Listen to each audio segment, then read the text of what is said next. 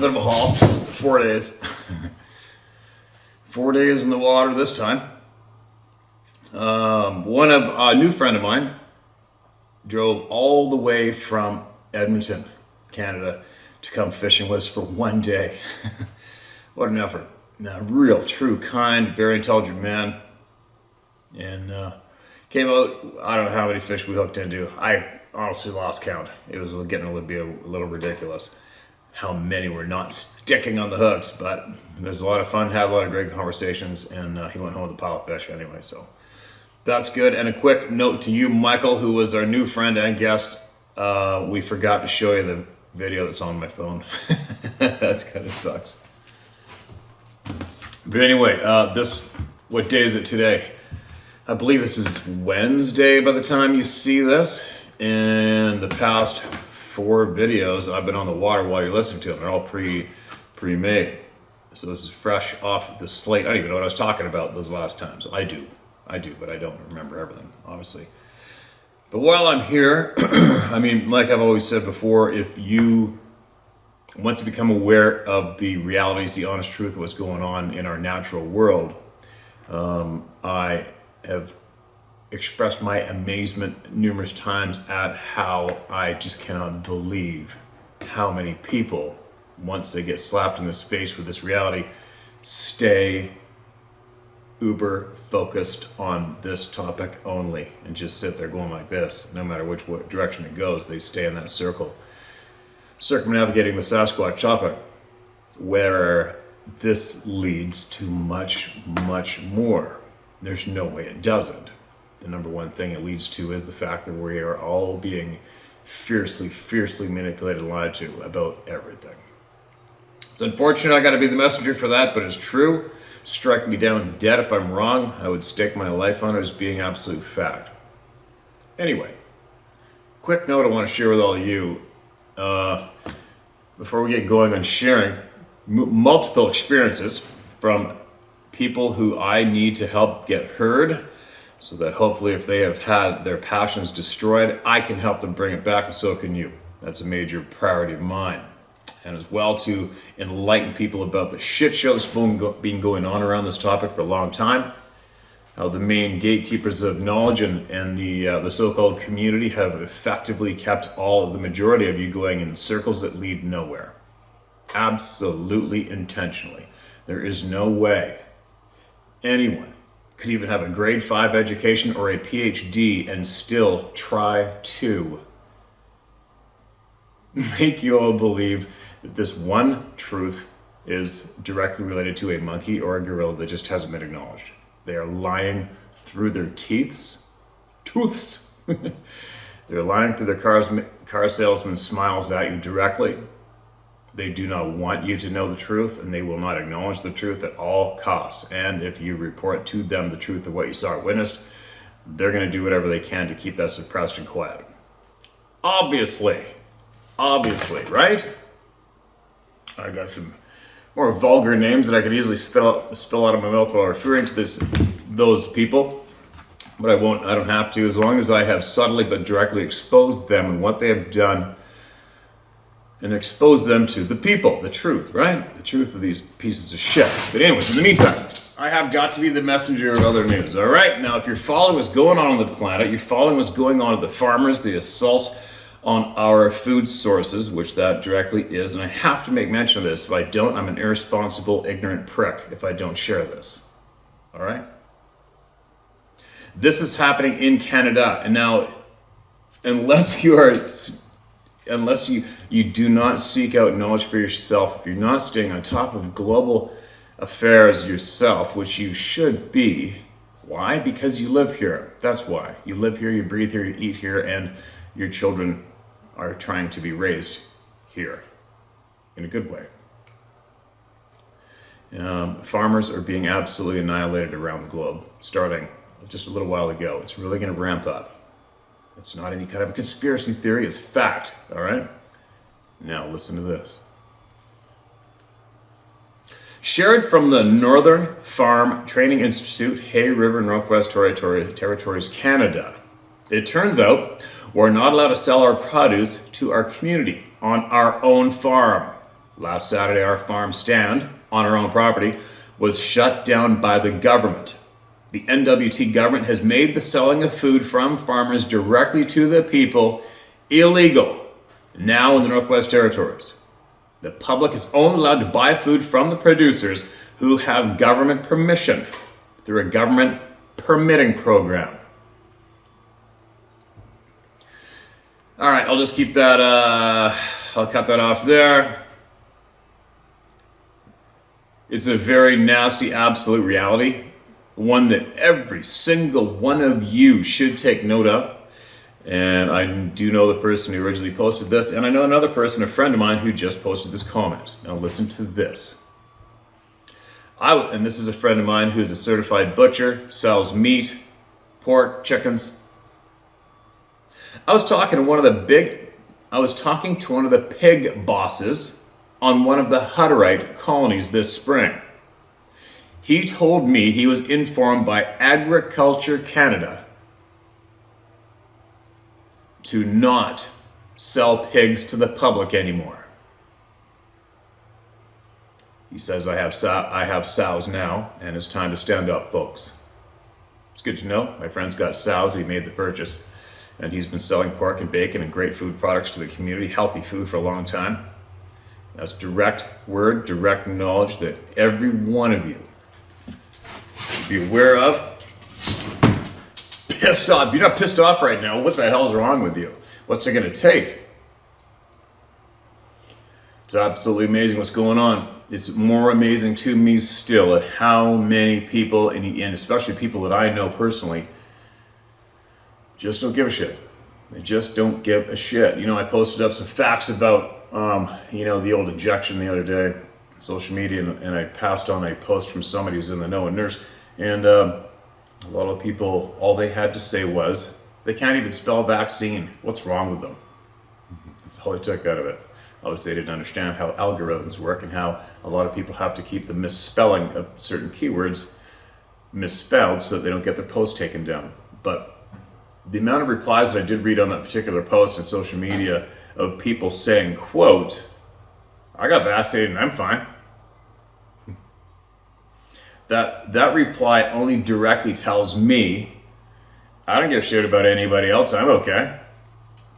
Okay, man, just so you know, the U.S. Senate came out the other day and said, quote, if we have 50 deaths from a new vaccination, we pull the product off the shelf. We now have absolute proof of over 44,000 vaccination-caused deaths in the U.S. today. Why is it still on the shelf? All right, that's a quote from a U.S. Senator. You can look it up and see it anytime you want. So what I'm saying to all of the people out there who have accepted the forced injection, if you're healthy, you're lucky. You're one of the lucky ones. But just so you know, there is literally tens of thousands of your neighbors, your friends, your country people who aren't so lucky, and they are dead or have lifelong disabilities because of the deal, the card shot that they got. Now, if that does not make any concern to you whatsoever, you're an absolute piece of shit. You're just a selfish, numb, zero contributor to any kind of community, good community on the face of this planet. That's my message to you. So, what are we going to do? What are you going to do? For me, I follow a lot of items that go on this planet today. I have for a long time. I don't preach it. I'm usually at the frame of mind where I believe that the intelligent community out there doesn't need to be encouraged. Right? I'm also sadly at the point of the game where I think, it's like I say about liking, subscribing, sharing this channel when it comes to the Sasquatch topic and what's really going on in our natural world. I feel it just does not make sense to share this shit. Because the intelligent people, the people that are going to make a difference, the independent thinking people who can make a difference and contribute in a positive way, they're already here. They already know about this place. They're already well informed and they're very aware. You can't just go take anybody off the street, slap them in the face with a topic like this and expect them to jump on board and make a difference, right?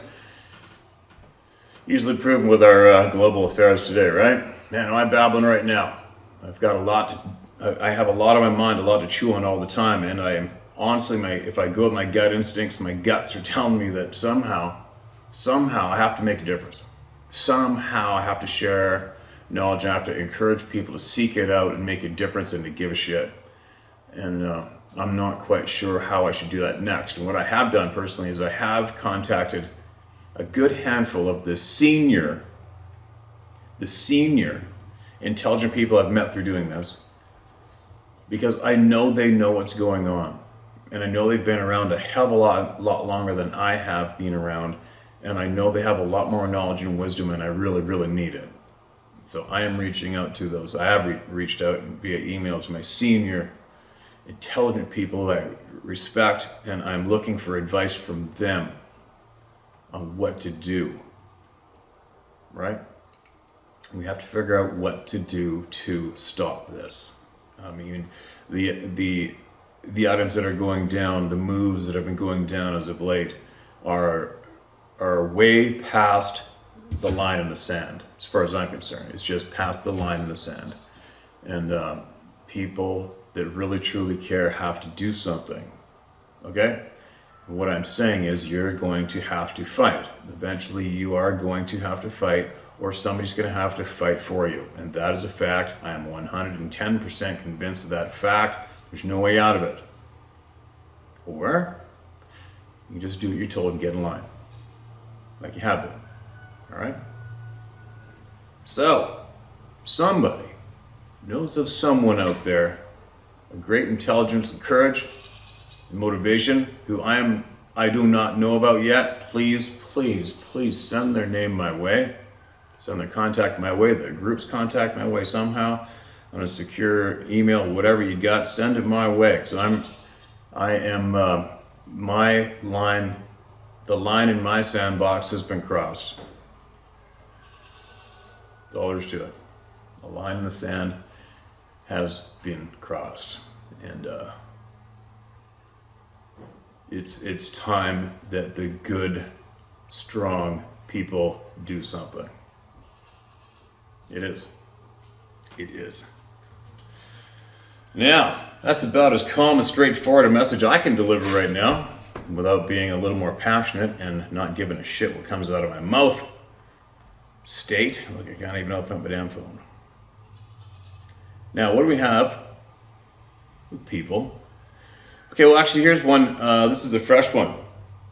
Excuse me, this reminds me of how I was wondering what's going on with people who need to get across the border, especially if they wanted to come fishing with me or anybody else, or do anything else when you cross the border. It says, "Dear Steve, no name please. This is for you and all those who are wondering about trying to cross the border."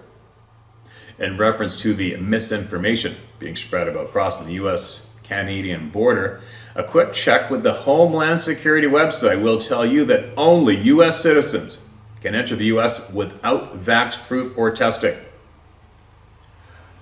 All foreign travelers must show proof of vax, including Canadians. Land crossings are not as stringent, and a lot of the officers manning the smaller crossings are just asking if you're vaxxed. They're not looking for a proof document, so you might get lucky lying.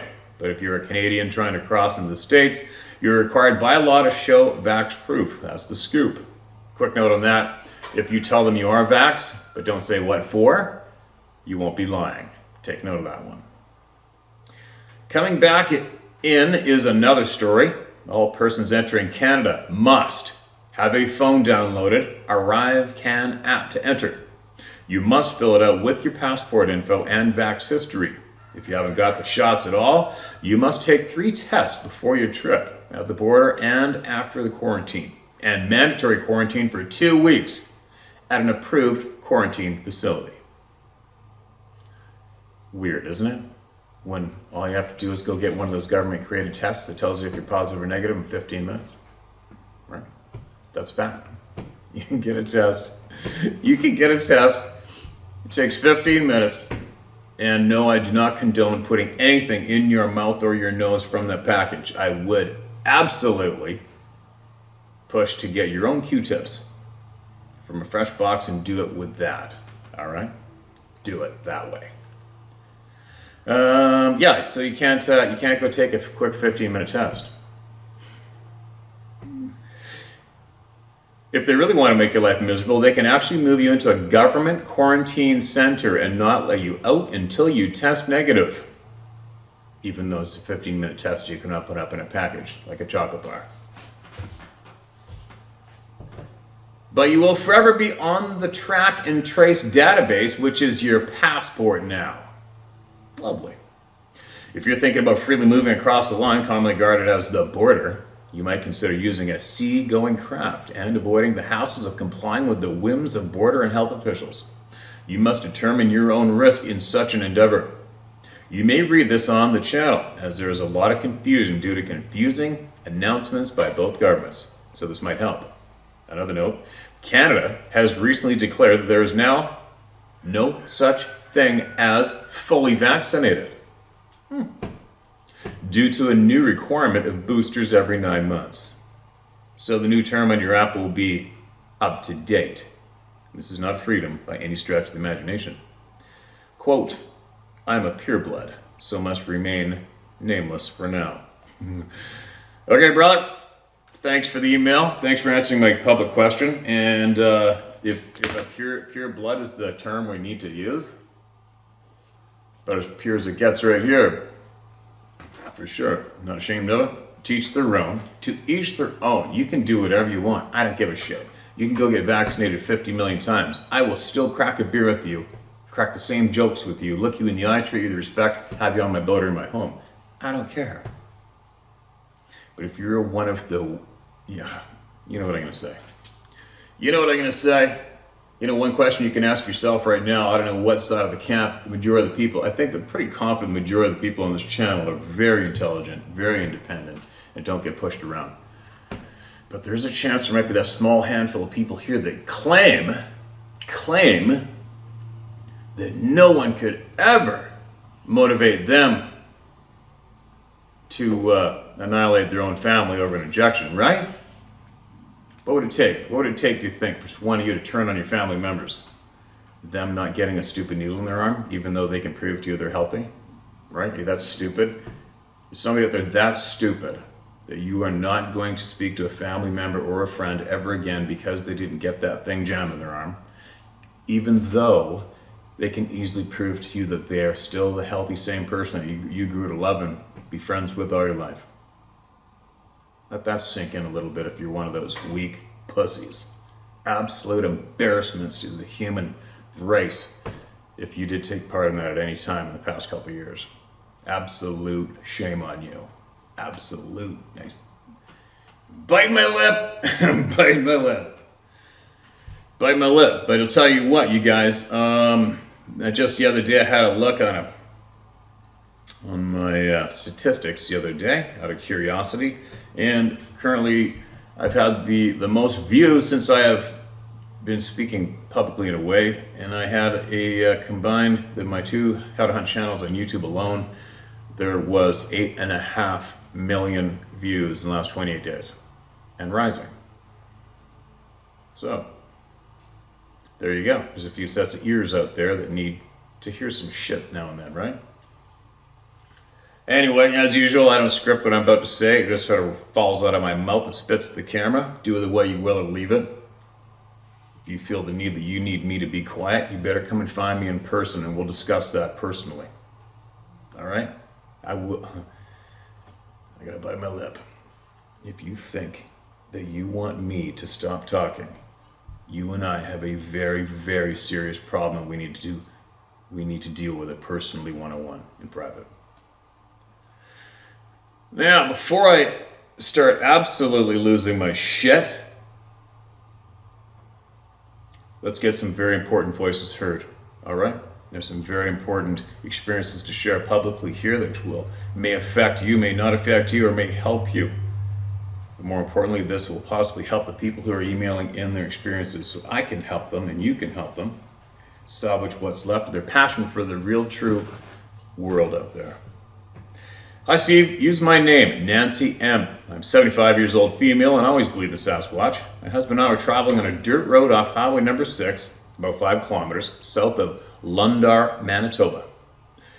I believe this occurred in the spring of 2018. The road curved north at the lake shore, but just before we got to the curve, my husband came to an abrupt stop. There were about 10 head of cattle grazing on the south side of the road beside us, but they were just standing still, not making a sound. My husband saw what looked like a lump of hay in the middle of the road ahead of us, about 100 feet, but it looked out of place. He slowly moved the truck up a little closer and came to a stop again. He then asked me if I see what he sees. I immediately said yes. To me, it looked like a Neanderthal-like creature sitting on his haunches in the middle of the road. It was covered in fairly long hair, which was blowing in the wind, the color of dried hay, sandy brown. It began to stand up and appeared to be about 8 to 9 feet tall, with very long arms and legs a bit shorter, but heavily muscled, especially at the thighs. As it turned to look at us, I could sense it was a young one, and I actually began to feel fear. But the fear was not from me. Don't ask me how I knew this, but the fear was coming from that creature. I sensed that it was lost and wanted to find its way home. It took two steps to the south of us, across the ditch, and just disappeared. We drove up to where it had been sitting, but could not find any tracks or any sign that it had been there at all. We stopped in at a friend's place along the way, and when we told him what we had seen, he told us to keep the information to ourselves. Why? Why would you caution anybody to do that? Especially today. We don't do that anymore. We don't hide. We're not scared. We do not hide the truth about anything anymore, especially here. That's what we say to those people who say, don't say shit. He proceeded to tell us that 2 years before, a farmer shot one of those things and he took his tractor and buried it somewhere on his property. Now, 2 days later, the military was at his door and wanted to know if he saw any type of strange bears around. The man denied he knew anything and told him they were trespassing and leave his property. My husband died in 2019, but before he passed, we often talked to each other about our experience. I have told some friends about my experience and was told by one person that I'm an empath that could feel the fear in the young Sasquatch. I have no idea if this is the case or not, but I do know I did not fear for my life at all when I saw it. Thank you for sharing my story. Now, I either read this myself or I read it previously. If I read it previously, oops. But thank you so much for sending that in. And again, if you did feel like messaging me more information on this one day about exactly who this farmer, if he's still alive and whether or not he still has that property where this thing's buried, that'd be interesting, wouldn't it? For obvious reasons. Now, why would that not be marked as read if I had already read it? I don't like that, darn it. Well, let's throw the dice on this one. Thank you, part 2 is the title of this email. Hi, Steve. I wrote previously, but I didn't relate fully the details of my encounter in Roosevelt, Arizona, as I was trying to keep it short. This one isn't. The Roosevelt account was at the Young Road Junction. You did read it, but several people asked in the comments for more from my trooper friend. They moved away the same month as I did, before anyone gets mouthing about people moving away, not telling the new tenants that is not true. I told everyone I knew what I knew. Stories shared by the campfire. I was in an RV park, so my trailer came with me. Back to my friends. I want to speak to them in person, and maybe they'll write and share knowledge themselves. They will be visiting me soon. In addition to my account, about 2 weeks later, I was once again returning from town after the grocery run. My car windows were open, and my dog, only an 8-month-old pup, was sound asleep in the seat beside me. Out of nowhere, he started to bark and jump to attention. He scared me so much, I thought he was going to bite me. He started working his nose in between grumbling. Hair stood up, sniffing the air. I looked in the mirror and realized I had just passed Young Road. 1 year previous, I had taken my truck and my senior dog up Young Road with the intention of tent camping and exploring. After I left the desert floor and I was in the pines, I started looking for a camp spot. One camp was at Zeke, and I settled down. After about 15 minutes, I felt my hair raise. Oh, Zeke, a coonhound, was trying to crawl under my camp chair. That's when I noticed the birds quit, and so had the squirrels. My hand went to my gun. I stood and I stared to scan for a mountain lion, as they are quite, period. With Zeke in my heels, literally, a rock the size of an old cannonball hit the ground about a foot to my left from behind. I pivoted in time to see another rock twice the size of my head land next to my truck and about 10 feet in front of me. Now I was mad at whatever kids were doing this, despite it was a weekday, and I hadn't seen anyone else all the way up. I ran across the road, up the 10-foot embankment from where the rock came. When I reached the top, I realized the other side was steeper and sandy. I could see over the top of the pine forest. I knew of no one that would climb some 40 to 60 feet up a sandy slope to throw those boulders at me. I tried to reason that the rocks had just rolled down the hill. As I was thinking that, something popped in my mind and said, "No, leave." I threw everything in my truck, not broken down. Then I tried to find Zeke, and he was under the truck. When I got to the bottom of the mountain, I pulled off the road to secure my stuff, get a beer to try to stop shaking, and try to make sense of what happened with my nervous, silent hound. I hope anyone going to the area hears this share. No one told me. Rim County, Arizona. Dolly Price. Dolly, absolute appreciate you wrote back. I can't completely recall your original email for obvious reasons. I think that's such a good thing you did, emailing in to share with people, because nobody told you. That's the whole point of the game here, right? That's one of the main points of the game here. Oh my God, I got shit all over the place. Saddle's in the way. Square up to my table here. There we go. Now, anybody who's familiar with that zone, there you go. There's some first-hand knowledge to you from one member of the people, which is the strongest, most important group on the face of the planet. The people. Mystery visitor in Sedona, Arizona. Greetings, Steve. You recently read my stories about being visited by a Sabby in the middle of the night when I was 4 and living in Carmel Valley, California, as well as my 2021 experience with a possible dog man being on my roof. We were visiting my in-laws in Sedona, Arizona in 88. Upon arriving, we took our 6-month-old son on a hike around the base of the Red Rocks. I simultaneously saw a fresh, big cat print out at a creek and felt alarms going off in my head. My husband had the choice of leaving with us or walking back to his parents' house.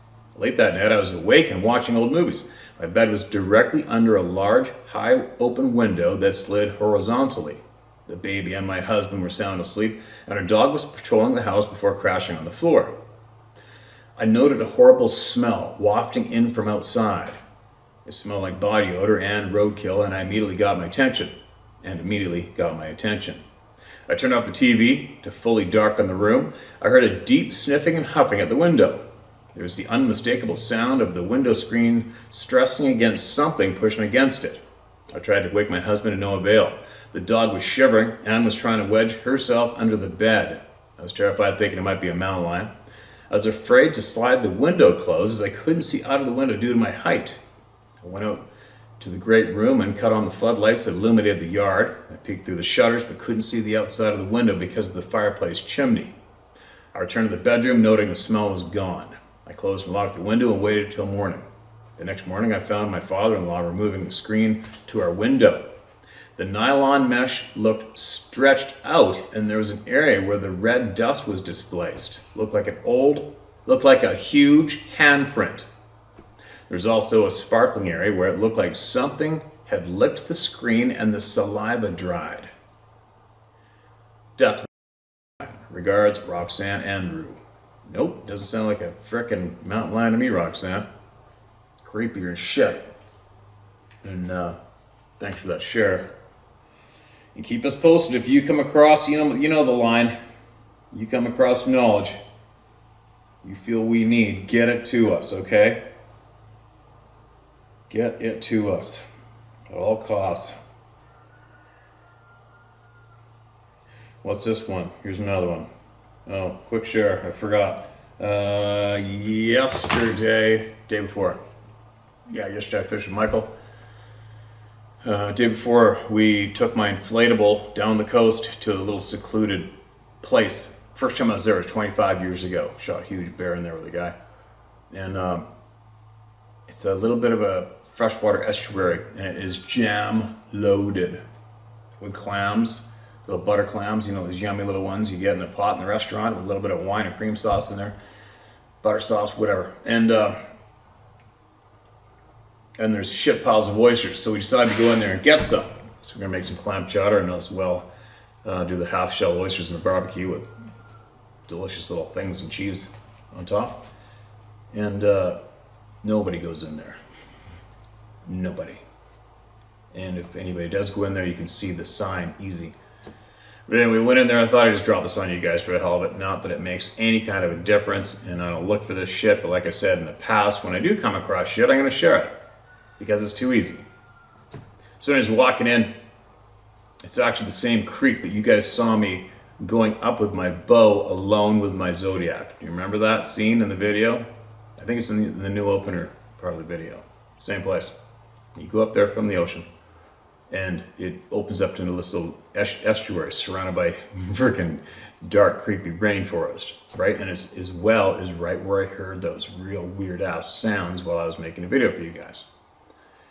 Anyway, we get in there, and right smack dab in the middle of the estuary, right where we previously were digging clams, and you can see the older marks from where we disturbed the ground, is a stick sticking dead perfect 9 degrees straight up and down out of the ground in this estuary. And for me, I mean, I'm not paranoid, I'm not nervous, but once you have been forced to accept the fact that these beings and more are really, truly running around the forests and mountains of the world, you cannot ever not take note of abnormal sign ever again. And you cannot not look for it, even subconsciously. You're always on the look. You're on the look non-stop. Sarah and I are walking up there. I am scanning on both sides of the tight corridor into that big, thick jungle non-stop. You can't stop yourself. And every single one of you that's had these experiences knows exactly what I'm saying. We're all in the same club of no return. We're all at the same table. We've all been there. You know what I'm talking about. So I'm going up there, I'm not feeling any pressure at all, but I'm keeping an eye open. We're bent down trying to select the best size little butter clams we can find.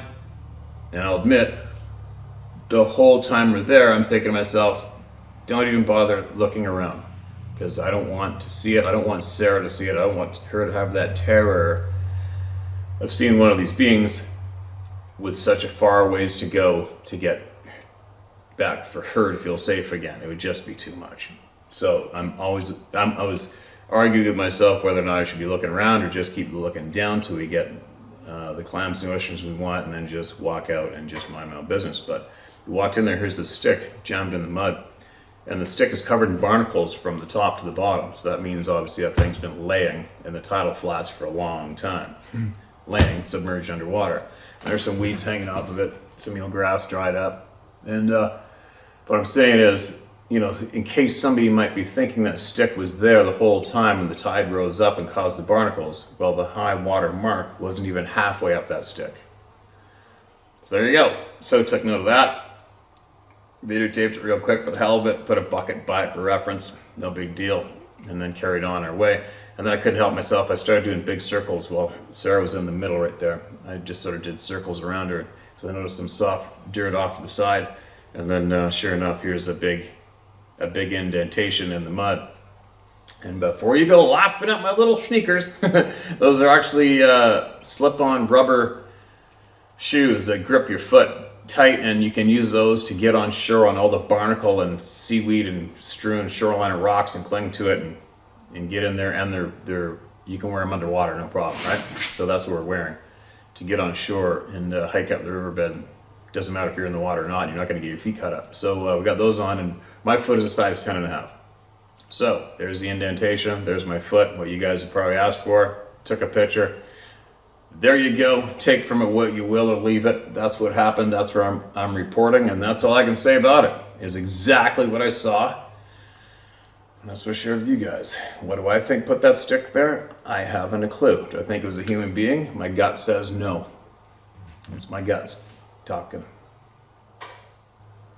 There's another one. It's written before. Hey Steve, I've written you before on my first Sasquatch encounter and another unbelievable scream we all heard in the Ocklawaha, Florida area.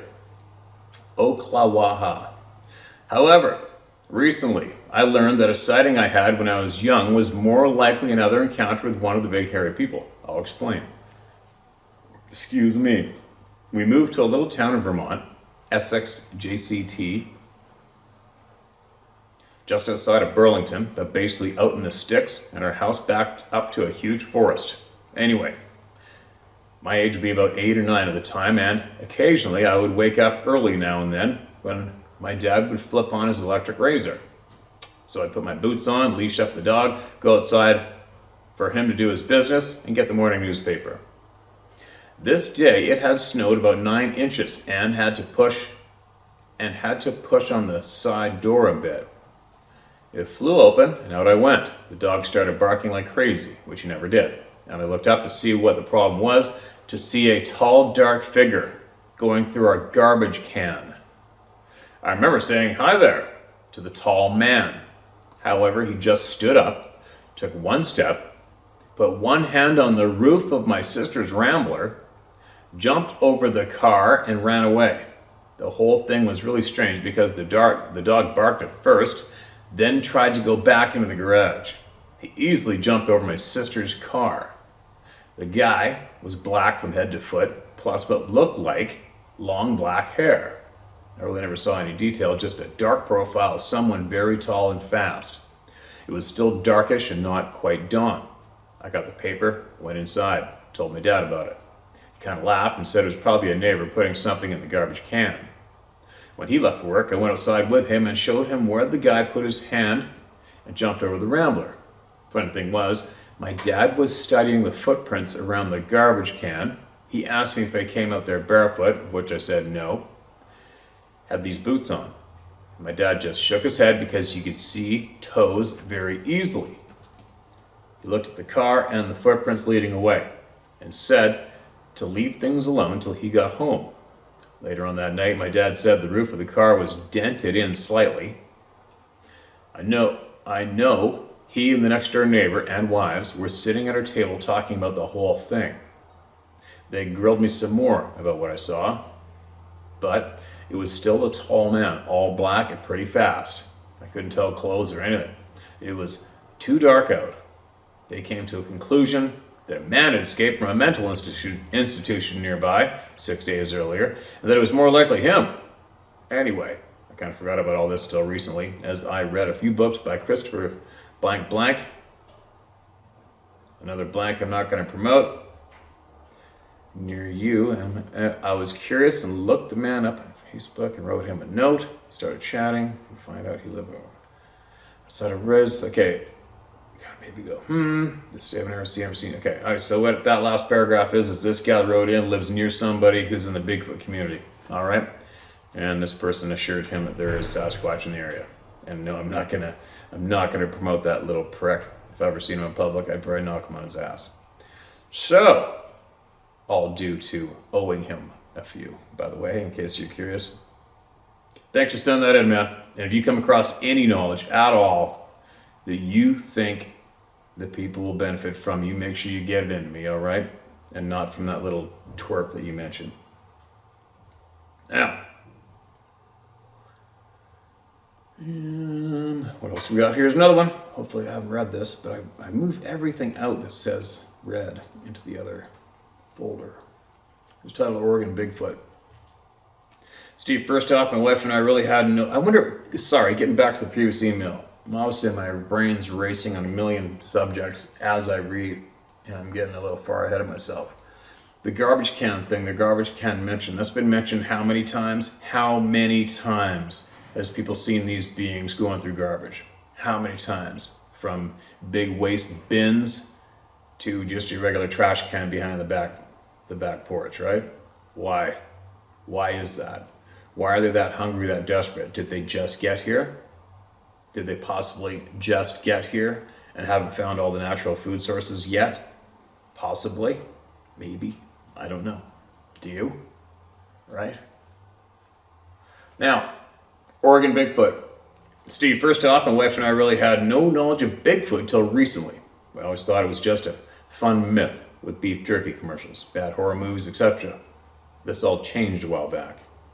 We had a situation on a small farm outside of La Grande, Oregon recently. I don't see any actual creatures or living beings, but extremely large human-like tracks to not make themselves. Also, a fairly substantial rock thrown that barely missed me, didn't just fly on its own. Excuse me, it's dustier than hell in here. The first encounter occurred in the very early morning when two of these creatures raided our chicken coop. A couple of sets of tracks led away from the barnyard, and I followed them out to the edge of a brushy creek, where I could hear some twigs snapping and barely getting hit by a rock that whizzed by my head. Okay, put up video links again. I don't have a clue who you are, and I can't promote you, okay? Videos about tracks. We've had no encounters since, so they videotaped the tracks. Let's see if I can get a still shot off that later and share with you guys. We've had no encounters since, and to the best of our knowledge, no return visits by whatever or whomever created these trackways. Other than the videos, there's not much else to say. Our place is fairly secluded, about half a mile from the nearest neighbor. If we were being hoaxed, then someone would have to make quite the effort to sneak onto our place, plus be willing to get shot prancing around in the dark and destroying our chicken coop and running off with some hens. Since these incidents have occurred, we've researched Bigfoot high and low. Many of the online videos are obviously farces, but when we stumbled on your channel, it seems like you get it and just come out with the evidence, regardless of the naysayers and trolls. 8 foot tall, hairy, ape-like creatures running around our place do concern us. And I'm glad that rock didn't hit me, but they seem to have moved on. I dare not go outside to do chores without my pistol strapped on, though. Anyway, I thought I'd bring this to your attention. It is what it is, and though I never saw the creatures, or may not really want to, the facts show that something out of the ordinary was lurking in our place, on our place at least 2 separate evenings. Thanks for reading. Okay, Tim, no problem, man. Thanks for sharing. And just so you understand, Tim, if I did promote or share any social media page on here without having a clue who it was, you do understand that you understand how many people out there just need followers. I just need followers so bad. Somehow I gotta get followers. And if I started promoting people willy-nilly just like that, those people, which are probably in the tens and tens of thousands on the globe, will be writing in stupid shit-eating stories non-stop just to get that mention on here, okay? So don't feel insulted, don't feel betrayed or left out. That's why, okay? But I will hopefully remember to check out that video, and if it is substantial and that somebody needs to see, I'll take a screenshot of the prints, all right? And then I'll share it that way, okay? Please understand where I'm coming from. Again, there is over 8 million combined views on my 2 YouTube How to Hunt channels this past 28 days, and that's a lot of frickin' advertising for somebody who just might not have your better interest at mind to boot, right? Just think of all those Sasquatch expeditions I could be selling with that crowd. It'd be crazy, wouldn't it? I could charge people to camp out in my backyard and sneak out there in the middle of the night and drop a little random marble outside their tent and make them feel good about themselves. Yeah, somebody does that. All right, what do we got here? Possible Sasquatch activity in Georgia. Hey Steve, love the YouTube channel. Thank you for providing a sounding board for people to be able to tell their stories that otherwise remain unknown and untold. My name is Stephen Rains, and I'm 56 years old. I was born in Tennessee, and I live in Georgia, where I've spent most of my life. I've always loved the outdoors and being in the woods, either camping, hunting, fishing, or hiking. I'm a kind of a wanderer. It's hard for me to stay in one spot for long while in the woods. I always want to see what is over the next hill or around the next bend. One time I was in the 3rd grade. I got the whole class to go exploring with me down an old railroad bed at recess. We're gone for an hour or more. Got in a lot of trouble for that one, LOL. Anyway, in 2005, I joined a hunting club in Polk County, Georgia. We had the lease to close to 600 acres of timber company land and lived just 6 miles from there. I work in construction.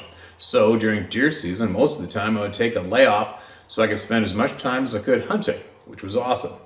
Our club had a primitive camping area that the members would all meet and peg in on a rudimentary map of the property so that everyone would know where everyone was at. One of our rules was that you had to peg in anytime you're on the property. We had about 12 members. There were only about 3 or 4 of us that were hardcore hunters and would be there every week. Most would only come every 2 weeks, just for the weekend. One day I was walking on my stand down the logging road, and as I walked into a staging area for loggers, I heard a whistle, then an answering whistle in the other direction. It was during rifle season, so I was wearing an orange vest, so I thought that possibly there were poachers on the property and that they were warning each other that someone else was there. The reason I thought this is because I was the only member there. No one was pegged in anywhere on the map. Well, nobody's pegged in anywhere on the map. In 2007, I started hunting an area on the club that no one else hunted. It was during archery season. At the time, I didn't have a four-wheeler, so I had to hike in and was looking at about a mile hike to where I was going to hunt. I got to camp about an hour and a half before daylight. No one there and no one pegged in on the map. I got all my stuff together and started walking. As I came to the area where I'd heard whistles in the past, I heard tree knocks. 3 knocks, then 3 more further along the logging road I was using to get to my hunting spot. I stopped dead in my tracks and listened and heard 3 more tree knocks, closer to the direction that I was going to. This totally freaked me out. And the first thing that I thought was, Sasquatch is around. As a kid, I grew up in a cult that had strict rules about not being able to have any friends outside the cult. I had siblings, but they were older and married and gone by the time I was 12 or 13 years old. So I spent a lot of time alone. That sucks. The forest was where I spent most of my time, plus I watched a lot of TV, mostly nature documentaries and shows about the paranormal.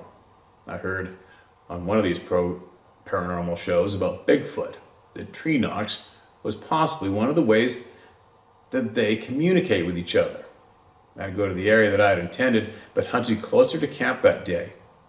In 2010, about a month before archery season opened, I went to the property to check on the condition of the food plots that we had planted a few weeks prior. One was in the area that no one else hunted and where I had heard the tree knocks. I had 3 ladder stands up, all in prime locations. As I was walking from one stand to another, I found an unusual animal skull that had been placed on the stump. It kind of surprised me when I saw it. There were no other bones or carcasses anywhere around, and it wasn't that old. I was just sitting there. I picked it up, looked at it, and put it back on the stump. I continued on to the next stand that I was checking on, and as I rounded a curve in the logging road, there was a wood teepee structure in the middle of the road. I stopped dead in my tracks, and all the hair on my body stood up. Now, this structure was not just a bunch of sticks leaned against each other. This was logs, at least 6 inches in diameter or larger. No way some kids did this. This thing was pretty big. It was at least 12 feet tall, and at its midpoint inside and very dry inside. After inspecting for a few minutes, I got the feeling of being watched. As I looked around, I noticed that there were no sounds of any kind. No birds, no squirrels, no bugs, nothing, just dead silence. I continued on to check the stand, but couldn't shake the feeling of being watched. Every time I hunted there from then on, it was always in the back of my mind that Sasquatch may be watching me. Hunted there for 2 more years without any other experiences out of the ordinary. The timber company started selling off the land in parcels, so I didn't rejoin the club. So there's my story. I just thought that I would share it with your viewers and that maybe it will help anyone that has had any similar experiences share their story. Thank you once again for giving people a chance to have their stories and experiences shared. God bless you and yours, and stay safe, brother, and good hunting. And all the same to you. Thanks for that email, man, and I hope it does help somebody down around you there, or help somebody go, aha, that's what I've been experiencing, right? That's why we're here. That's why we're here. Okay, I'm not sure what this is about, but I'm going to read it.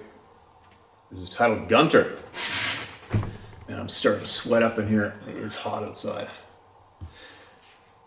Steve, I listened with fascination to the writings of Gunter. I also twigged on the point about the giants' bodies reaching Earth intact. I suspect Gunter's onto something. Okay, that was the email where somebody said about they came down in an ice ball or something. I don't know. Excuse me. I also twigged on the point about the giants' bodies reaching the Earth intact. I suspect Gunter's onto something. The red-haired giants frozen in stasis in crystalline encasement may be of what he speaks. I recently discovered that pill-sized, rare earth magnets stick to my brow, sides of my upper nose, temples, and heart.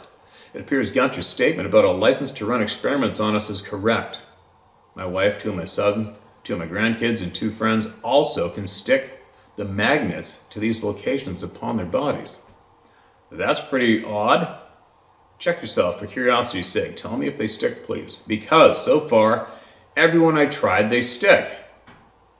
Maybe that the membership of the Club of No Return all have this ability. I don't know. Sounds new to me, this one. More will be revealed. The video I watched that caused me to want to check if magnets would stick to me. UAMNTV. This is why I have so many implants. This woman's story aligns with human experimentation, as does my own. I would humbly ask Gunter to let us have it. Both barrels, please. I'm so sick of all the lies. I've been living with some terrible truths all my life. I'm all grown up. I think I can handle it. The ones that can't will deny it, and all will grasp firm all the lies once more. Use my name, Steve. No problem. I'm all about the truth and facts. My name is Phil Hukin. I have seen Blemmies once and Sasquatch at least a half dozen times. I do not give a F who knows it. Please ask Gunter what he knows about what Thomas wrote of Jesus' words, Earth is a carcass. I suspect it means we are not unlike bacteria. I've seen a Sasquatch jump straight up at 20... Straight up? Let me read that one more time. I've seen a Sasquatch jump straight up 20 feet so fast it was a blur and disappear about the 20-foot mark. I thought I imagined it, but I did not. My mind struggles to rationalize the fantastic and then tries to suppress the memory. I defiantly refuse to suppress the truth. I've seen a Sasquatch rise from within the ground. I tried to reason that it was merely sitting up after napping in the long grass, yet there was no crushed area of grass. Therefore, that fantastic is true. I saw a tall, lanky, 12-foot plus young Sasquatch scout walking on 4s. His back was easily 7 feet off the road. He came very near to me, cloaked, and started to uncloak. I chambered around him at 30-06, and I was trying to gain a clearer view of what I'm seeing 6 feet from me. My rifle scope made a pop sound, and the ocular lens appeared to be obstructed with a solid block of ice. The partially cloaked individual then returned to invisible. I decided it was time to leave that spot. I joined my son, who was watching a nearby logged-off clearing. I stuck close by him the remainder of the hunt. My son and I both experienced a growling log while using a hunting stand. I thought maybe I was about to be a missing 411 case, not more than once. That is a brief summary of some of my experience. I've experienced Mind Speak, or SVP. Please ask the group No Return to check themselves with the magnets and report back to How to Hunt the Facts. Sincerely, Phil Hukin. P.S. F the libtards. Okay, Phil, I think you're the same fellow that emailed about the one by a bridge in the highway west of Prince George that had the different colored balls of light in front of his chest, right? I think. And I think I was trying to stop and see you, I think. And as usual, that shit just doesn't seem to work out for me.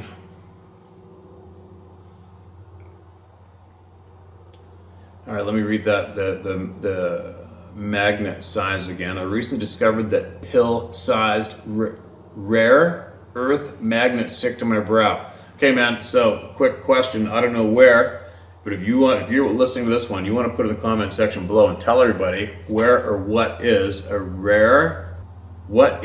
a pill-sized, rare earth magnet, okay? And if that's what you want everybody to try to see if they are magnetic. That'd be interesting, I suppose, especially if people start saying shit, the shit's sticking to me, right? All right, here we go. Let's go one more, and then I'm going to get going, and I'm going to share a shitload tomorrow. And I'm going to pass on some kind of honest knowledge and facts to everybody and try to light a fire under their ass to start standing up for the neighbor instead of thinking, I'm okay. Who gives a shit? People are dying by the thousands, and that's a fact. Sorry. It's obviously that's a very prominent thought in my brain right now. Pure evil encounter of entity. Hello, Steve. You can share my name. My name is Sharon Whitston from Tennessee. I had a horrible experience, a pure evil entity that held me down. I was in my 30s, and I just experienced the first devastating loss of my dad's passing. We don't have a lot of work taking care of our 2 young daughters and household, plus the emotional strain of dealing with closing daddy's estate. I'm just explaining what's going on in our lives, but it did not happen due to me being overwhelmed and overworked. My husband Rob and myself went to bed, and honestly, I do not think I had even had enough time to fall asleep, plus I felt wide awake. I suddenly felt some presence being right above my chest area, and it felt as if the evil spirit was pushing into my body so I could not move.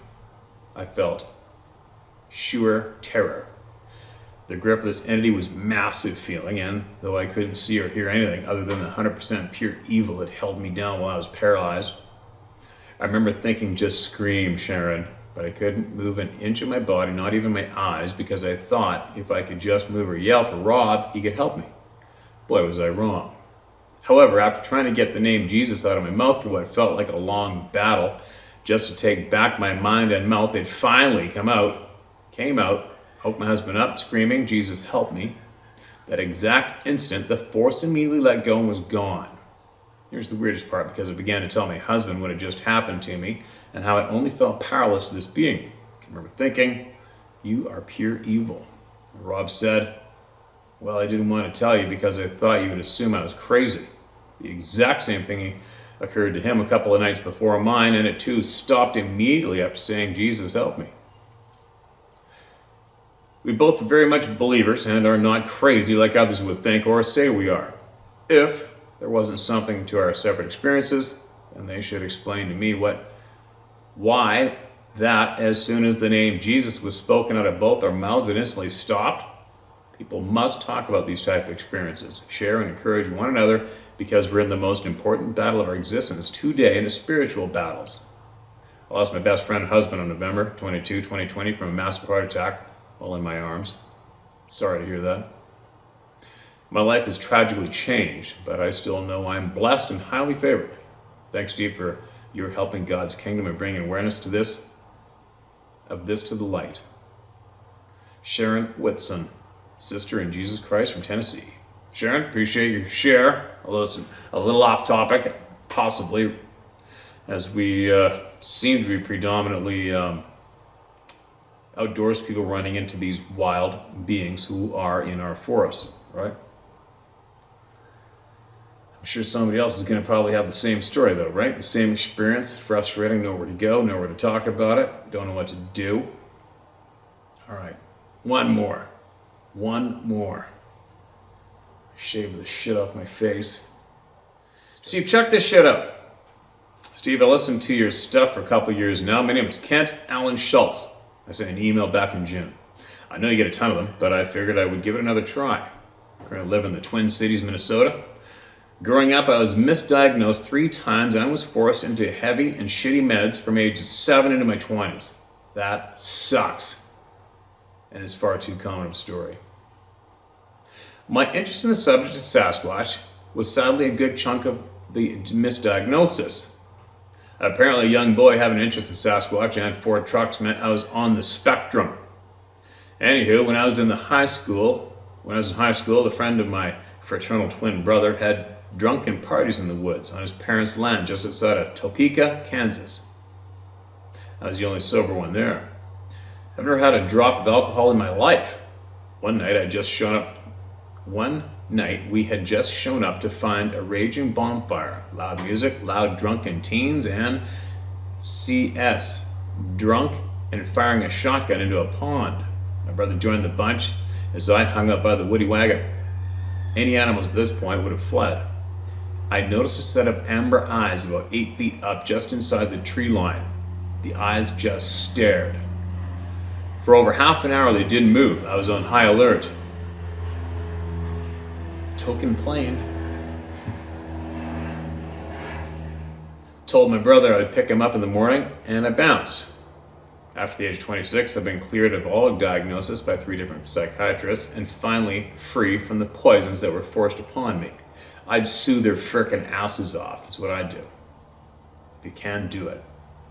I began my rehabilitation of my senses and my surroundings. I've had hundreds of paranormal experiences, and 2 very demonic ones as well. I've never searched for any of it. I pick up on anything around me. In northwest Wisconsin, I got within 10 feet of a purple orb in the woods in the Blue Hills, where there have been Sasquatch sightings, as well as the head and neck of a deer where the neck was twisted several times, like wringing a towel. Just a neck and head. In 2011, I was attacked outside of my home by a drunken douchebag with a 9-iron golf club and took 10 shots to my head and right side of my face. Ouch. Before I was hit, I remember something out its hands on my shoulders to brace myself for the attack I didn't see coming. After I came to, I blocked one with my arm and the coward ran to the truck and sped off. Scan came up clean and my ear was put back together. I survived it. Holy shit. That would have sucked. Since then, I've seen 2 black and dark chocolate brown cougar, one in southwest Wisconsin in Crawford County and the other in Alamaki County, Iowa, both very large, full-grown cats which crossed a 2-lane county road in 2 bounds. I heard unmistakable Sasquatch vocalizations in a valley southeast of La Crosse, Wisconsin. Had many strange experiences in the section of the Mississippi River Valley in the same stretch as the conductor you read about for the BNSF Railroad. There are also many effigy burial mounds along that section of the Mississippi River Valley, which natives claim it's not their dead. They hurried, but things that they didn't want to come back and were too heavy to move. Search the documentary on YouTube called A Race of Giants, which mentions the giant skeletons found all over the U.S. Several of my paranormal experiences, and one of the demonic ones, there was non-verbal but very clear communication sent to my brain. I might not have seen a Sasquatch in any plain view, but I've known of their existence since I was young and have experienced non-verbal communication to my mind in the woods and wood-on-wood echoing knocks. Anything I pay attention to around me comes in crystal clear. I listen to what my guardians tell me, the ones who helped me through the vicious attack in 2011. Recently, I've had clear non-verbal messages sent to my brain by a presence that I understand clear as a bell by something paranormal. The adventure continues. I believe the Nephilim theory very much. Makes the most sense, and that some can be influenced by demons. Why not? Other beings can, so why not that descendants of fallen angels? In closing, F the government. They care nothing for any real folk. F any judgmental cowards who just spit on people while they do nothing but eat, drink, and sleep social media. Nobody should be allowed to lead the free world if they were born into riches. Steve, you're doing the right thing, brother, and shit. I would have your back anytime. I'm 6'3", 310, and built like a semi, but with shit. But with shit right... Okay, let me read that one more time. I'm 6'3", 310 pounds, and built like a semi, but would shit right in my pants if I ever came across a Sasquatch. Sincerely, Kent Allen Schultz from Minnesota. Kent, thanks, my man. Appreciate you. Appreciate your share, especially naming off the locations so that people around those areas might be curious enough to ask around, or maybe they have confirmation that that shit's going on, right? They've already experienced it. You never know. But either way. All right. I think that should suffice for now. So many. Gosh, so many. Oh, I'm smoking hot. I'm super freaking tired. I'm gonna catch up with some sleep possibly. I got shit I gotta do though. And then I'm gonna get out a handful more voices being heard non-stop before I go away again. And soon I'm digging out all my hunting gear. I'm gonna go up north and check on all those cameras that I laid down in the spring when I went by myself last time. And that's going to be really interesting for me, especially where the grizzly cameras I put out. I can't wait to see what's on those. That's going to be really creepy and interesting. And of course, I'm going to share it all with you guys. Oh, one more thing I'm going to do is I'm going to share. I'm going to share a few stories I heard this weekend, first-hand accounts from the ocean nearby that I think everybody should hear. Creepier than shit. And I'll explain to you exactly what we as well did this weekend, which prompted the conversations we had with the old dogs at the dock.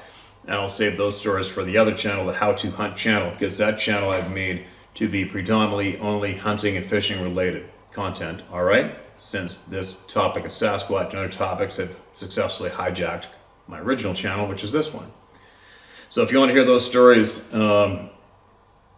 if I remember, I'll click the link into the description below on this channel, or else just go to the other How to Hunt channel, check it out, and it'll be there, right? And I will be back tomorrow. Hopefully I'll have some kind of a handy rant, some knowledge to be shared, and most importantly, new voices to be heard.